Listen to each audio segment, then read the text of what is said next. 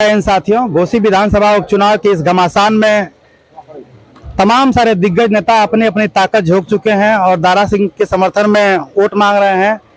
कौन जीतेगा, कौन बनेगा घोसी का किंग, हम जानेंगे अल्पसंख्यक मंत्री दानिश आजाद अंसारी जी से। क्या लगता है, दारा सिंह चौहान चुनाव जीत जाएंगे?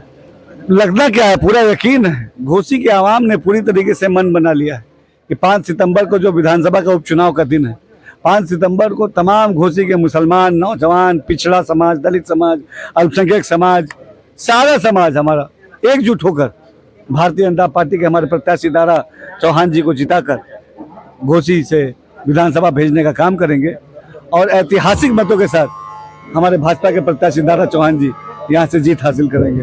घोसी में मुस्लिम मतदाता सर्वाधिक है, या यूँ कहें कि लगभग 95,000 के नियर अबाउट यहाँ पर मुस्लिम मतदाता हैं। तो क्या लगता है कि दानिश अंसारी के अपील पर मुस्लिम मतदाता भाजपा को वोट देंगे? ये दानिश अंसारी यहीं का बेटा है, यहीं पला बढ़ा है और दानिश अंसारी को इस मऊ के, घोसी के, गली गली के लोग जानते हैं। ये जानते हैं कि दानिश अंसारी पूरी ईमानदारी से अपने कौम की खिदमत के लिए काम कर रहा है। अभी हम मऊ में 22 करोड़ की लागत से मऊ में गाजीपुर तिराहे में ITI और पॉलिटेक्निक डिग्री कॉलेज बना रहे हैं। आने वाले दिनों में मऊ में हम और भी बुनियादी सुविधाएं, मेडिकल कॉलेज, ये तमाम चीज़ें दानिश अंसारी यहाँ पे ले आएगा। हमने ईमानदारी से जनता के बीच रह के अपने कौम की तरक्की के लिए काम किया है और हमारे ऊपर कौम को पूरा भरोसा है। और जिस तरीके से तमाम जगह हमारे नौजवान साथी, हमारे मुसलमान साथी आगे बढ़ के भारतीय जनता पार्टी पर विश्वास जता रहे हैं, हमें पूरा यकीन है कि 8 तारीख को जो काउंटिंग का दिन है, उस 8 तारीख को कमल का फूल घोसी उपचुनाव में खिलेगा। समाजवादी पार्टी का लगभग कोर वोट बैंक माना जाता है अल्पसंख्यक वोट, तो ऐसा आपको क्यों लगता है कि सारे अल्पसंख्यक भारतीय जनता पार्टी में कन्वर्ट हो जाएंगे? देखिए, यही तो सबसे बड़ी दुख की बात है, तकलीफ की बात है कि मुसलमान केवल वोट बैंक तक सिमट के रह गया। समाजवादी पार्टी ने इतना बड़ा धोखा किया मुसलमानों के साथ कि केवल हमको वोट बैंक बना के रख दिया। ना हमारे तरक्की के लिए, ना तालीम के लिए, ना शिक्षा के लिए, रोजगार के लिए, ना हमारे उद्योग के लिए, स्वास्थ्य के लिए, किसी चीज़ के लिए काम नहीं किया। मदरसा शिक्षा के बेहतरी के लिए काम समाजवादी पार्टी ने क्या किया? कुछ नहीं किया।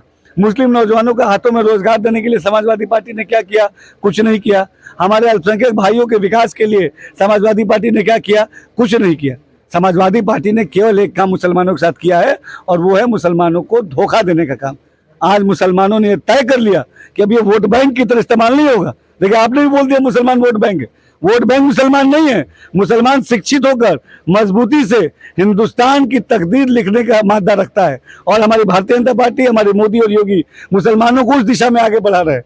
मुस्लिम समाज या अब्दुल कलाम, हमारे जो साइंटिस्ट हैं, उनको मानने वाली ये कौम है। हम आगे बढ़ के अपने देश को, समाज को, मऊ को, घोसी को तरक्की से जोड़ेंगे और भारतीय जनता पार्टी को गले लगाएंगे। यही अल्पसंख्यक वोट 2022 के चुनाव में दारा सिंह चौहान को विधानसभा तक भेजा था। फिर ऐसी क्या वजह रही कि आज वो भारतीय जनता पार्टी में शामिल हो गए हैं और तो फिर उनको भी वोट देगी? देखिए, दारा सिंह चौहान जी यहाँ घोसी के मऊ के लोकप्रिय नेता हैं। उन्होंने हमेशा मऊ के तरक्की के लिए, घोसी के तरक्की के लिए काम किया है, क्षेत्र के तरक्की के लिए काम किया है, अपने समाज के तरक्की के लिए काम किया है, अल्पसंख्यक समाज के विकास के लिए काम किया है। उनका एक लोकप्रिय चेहरा है और हर जाति, धर्म, मजहब के लोगों को उन पर विश्वास है। उनके अंदर एक नीयत है विकास के लिए, नीयत है उनको समाज को तरक्की से जोड़ने की और हमारे साफ नीयत पे जनता हमें वोट करेगी।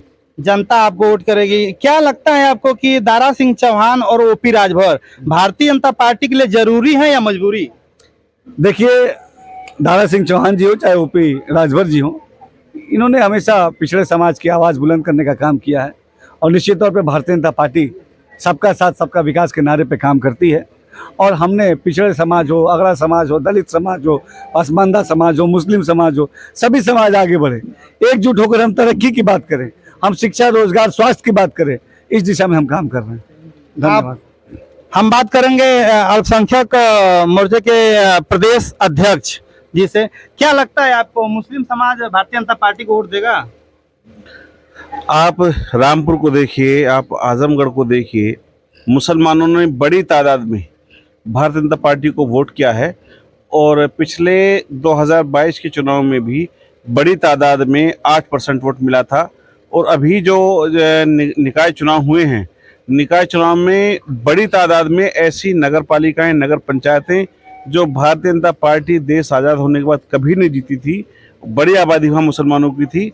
इस बार या तो मुस्लिम प्रत्याशी चेयरमैन हुए हैं, पार्षद हुए हैं, नगर पालिका में परिषद में सदस्य हुए हैं और बड़ी तादाद में वोट मुसलमानों ने भाजपा को दिया है।